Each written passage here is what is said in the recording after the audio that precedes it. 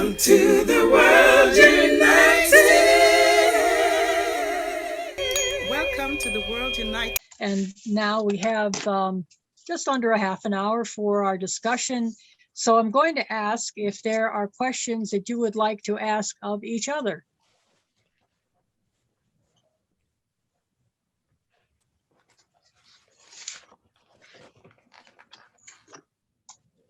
I mentioned that, I think to Daniel, there's an old folk song about a little boy in a classroom that's coloring a rose. And he colors it all different kinds of colors. And he starts out very vibrant and excited.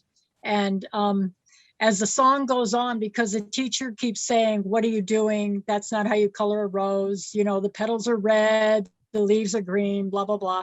So at the very end of the song, he's just like very, very monotone. And he's, you know, yeah, the petals are red, the leaves are green. And it just shows how you can drain creativity out of someone by, you know, what you were talking about. So I thought I would share that with you. I think it's an old Tom Paxton song, actually. If anyone knows who Tom Paxton is. I do. Was it the song Maybe? Pardon no, me? that was Pace. Sorry, I've got the wrong one. So yes, questions. And Virginia, were you able to email that the QR slide to Marianne? Yes, I have done that. Oh, okay, let me let her know, because we'd like to get those up at least. So again, what questions might you have? You guys have a lot of similar themes going. What would you like to ask each other? Don't be shy. I've got a question to whoever would like to answer it. I think, as Deb said, we've got a lot of similarities in terms of what we're saying there. I think that we know that purpose and meaning and being good at that creates achievement and so forth. I've found that it can also create exhaustion, especially when you've been at it for decades. So where is the balance between achievement and not getting burnt out? That's an energy question. I'm going to go, that's for me. I'd like to have another go after you, Charlotte. So from getting from where I was to where I am now, one thing that I have realized is that there's an infinite amount of energy and that I just need to channel it. So in my daily behaviors, I start slow and I stay high all day. Virginia knows me well. We work together and I'm like this 24/7 every day, even 2 o'clock in the morning. So I know that living a life on purpose, and I understand what you're saying because we're driven to move forward and we do more and we be more and we push more.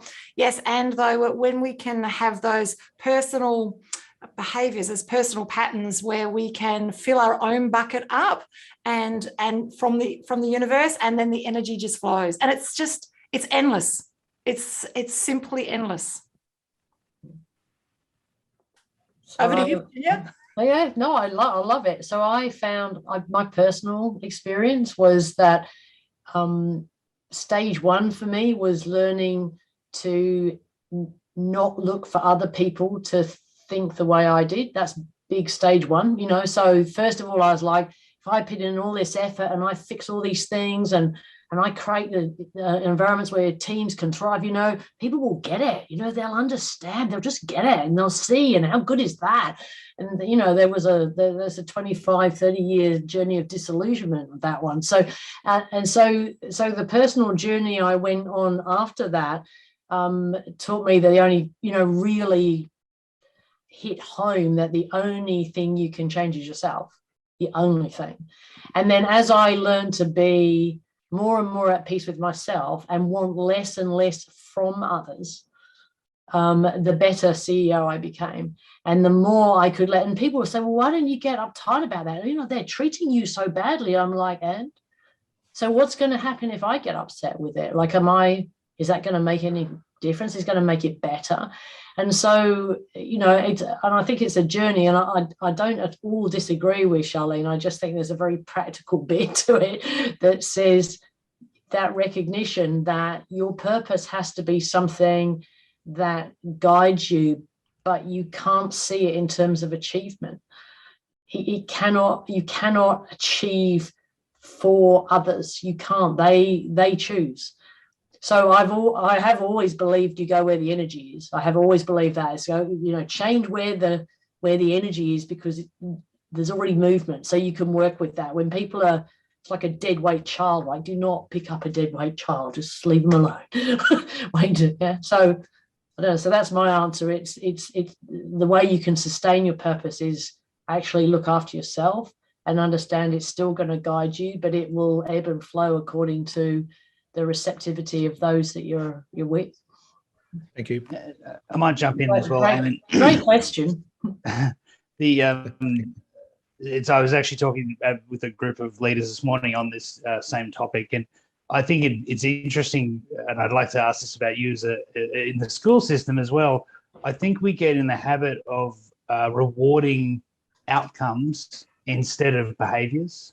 Yeah. And so that doesn't really mix when you put these two things together, because what you can do is you chase the outcomes in any way rather than reward. What we need to do is reward the right behaviors, even if they don't get a good result sometimes, even if we do feel a bit down and tired and we fall over, because those behaviors are the things that are going to sustain performance in the long run. So I think it'd be interesting to ask you, school might have changed a lot since I was there a while ago, right? But, during my schooling time, it was just get the right answers. Like the answers were the goal. And I think it's interesting because in a modern world that's so complex, there aren't easy answers. Sometimes there are no answers. And so how do we make sure we prepare people for that sense of behavioral activity rather than box ticking and getting the right answers? Yeah, it's a good question. And in a lot of ways, so when we were all at school, you get your report twice a year, in the middle of the year, the end of the year, and there'd be a grade and there'd be a comment. I've had 2 conversations in the last 48 hours about this to try and change all of that. One is that we're required to do that. In fact, our governments have become obsessed with metrics of performance around literacy and numeracy and all of that. And that's fine. We can't change that. We're required to do all of that. But what I've requested, and I've sent an email today where it's going to happen, is that there's a grade that's equally important, that is effort. So there will be some kids, it might be the migrant from Africa who's never going to get any higher than a D on everything, but there's trying harder than everybody. That needs to be acknowledged in the reporting. Excuse me. The other conversation from yesterday is that there are parts of the inner life that you can't assess. So all of us are on our own unique journey searching for meaning, and you can't give an A or a B or a C to that. So it's more descriptive about how the person's going about what they're doing, how they're interacting with others, that sort of thing, and removing the obsession of competition of how you're comparing on the graph by comparison to the other 28 people in the class and so forth. So I think also it goes to a big question of what's the purpose of schools. In Australia, our last 3 education ministers, including our current one, are explicit about it to say that the purpose of schools is to create people who can contribute to the economy. Now, we do need people who can contribute to the economy, but there's more to it than that.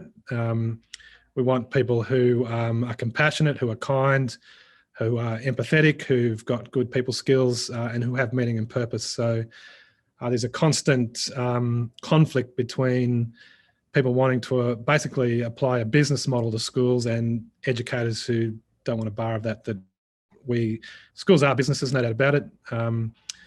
I think Virginia talked about the need for non-profits to be run appropriately, absolutely correct. But that's not the main game. The main game is that each graduate is flourishing as a human being. Yeah, and even the fallacy, right? We need them to contribute to society, but by the time they get there for their contribution, we have no idea what society can look like. That's right. We have no idea whether what we're teaching them will help them contribute in any meaningful way. That's right. Yeah. Yep, that's right. Thanks, Anna. Thank you. Virginia, I think Marianne would be able to show your slide there. Would you like to have that? I don't quite understand what showing it means, but yes, fine. Okay, well, we wanted to have your QR slides code. did not Yeah, the QR code for your promotion. Yeah. Let me see if I Excellent. can. Yeah. Here we go.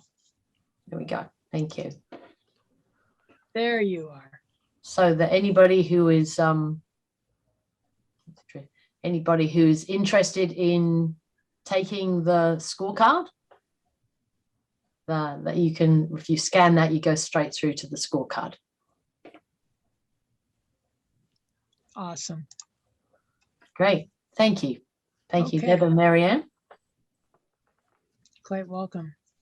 And so do we have any other questions, that you would like to ask each other? Yeah, Daniel, who do you work with? Mainly large organizations. As a general rule, I do work with some smaller organizations, but mainly large. My real focus is on building leaders. So I usually work with leaders and leadership teams. You probably saw this in your time, Virginia. I think I was at the CBA in a similar time to you, that I often work with a leadership team, and the first question I'll ask them is, how's your team going? And each member of that leadership team will talk about the people below them as their team. And they almost never talk about that leadership team as the number one team, right? That's the one that's going to have the biggest impact. So that's who I usually work with, those sorts of leadership teams that aren't gelling together. You know, they're finding hollow logs to save money from each other and playing nice, but stabbing each other in the back sometimes. But mostly very good organizations. I have worked with some not-for-profits as well at my time. That would be a question I'd have for you, I guess, Virginia, in terms of not-for-profits. One observation I've seen is much like my mother, really, very much focused on helping everyone else, but not really wanting to invest in themselves. Totally. How do you support them through that? So, well, that is one of the aims of the program. If you look at the 5-zone approach that I was suggesting, 2 elements of that are management capability and lead on purpose. And the first thing I observe is there's not even the most basic element of managing resources, managing people, managing finances, managing systems, just straight management, which is, just base zero foundational level in a corporation. Because what I found is you can't really focus on leadership and self-awareness when there is so little mechanical capability. It's a bit like driving a car. When somebody can't work the gears and they don't know where the windscreen wipers and they don't know that, they're not navigating. They can't navigate. They're still struggling to deal with all of the mechanics. And I guess maybe we're all old enough to remember driving a manual rather than I think automatic's probably a little bit more straightforward. But it's that analogy that there's too many things going on, and the self-awareness that is that kind of has to grow with leadership. They as you know, it's a cycle, right? So it becomes, if you become self-aware, you become a better leader. When you become a leader, you realize you need to become more self-aware, but to get someone on that cycle, they need some of the mechanics that I'm talking about. And what I found in not-for-profit, if you try and do anything away from values and purpose, you've lost everybody. So it was I guess an insight that was reasonably instinctive and to start with, but developed over time, that you have to balance those things. Yeah, fantastic. Yeah, values is a very interesting topic. All the major banks had integrity as one of their values before, during, and after the Banking Royal Commission in Australia. So, writing them on the walls. But even not for profits, you said, we're in there, it's like, what are your values? Everybody's like, oh, quick, where's the poster? Yeah. Where's the poster? So, and we had working well together. Like, you got to be joking. It was like they. So there's just they're different flavors. Very simple. All the issues you're talking about, they're the same, different flavors, and people feel differently about them depending on their level of purpose achievement. I'd agree with that. Thank you. No, thank you. So we have just a couple more minutes before we wind up here. Would each of you like to have a concluding remark or remarks? Little summary? The only thing I want to say is words of gratitude to everybody. It was a great privilege to hear your words of wisdom. And likewise, Likewise. to have so many different colours, as you've said, Deb, of the petals here from so many different streams. Like literally we've got 5 streams, but we've got business, we've got soul, we've got energy, we've got everything, and it's all together. Just all the humanity of it. And this is the first conference that I've been on that's included so many different colours. And I think there needs to be more of this. So thank you to the organisers and to the people that we're speaking with today. Thank you, guys. It's been a privilege and a pleasure to listen with you guys. Awesome. Thank you. Echoing your thoughts, it's just been such a different energy, like literally a different energy to be part of this conference, hasn't it? So thank you. Thanks for all the volunteers as well as all the gifted. It's beautiful. I'd absolutely echo that. Thanks. And I think particularly now we've got so much interesting division around the world that, one of the things I often think back of, and you might like the same, and I think the ancient Greeks used to say, surety brings ruin.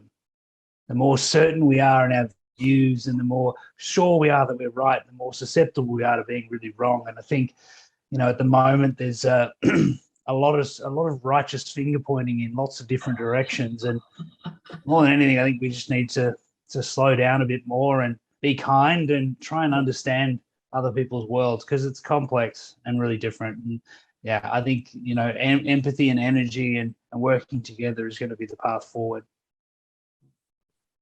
Very much. Totally agree. You're on mute, Deb. Oops, better. Okay. I would like to ask all of you to consider becoming members of the World United Council to help expand the work that we're doing and bring more speakers like yourself and continue this journey of finding like-mindeds and lifting consciousness in all areas, all disciplines. It's been very eclectic today, and yet the message and it's been together. It has in its own way. It's just been amazing, the synchronicity. So I thank you, all of you, and hope to see you again soon. Thank you. Thank you, Deb. Thanks for your support. You bet. Thank you. Love to. Thanks, Have a good everyone. weekend. Bye, everybody. See you.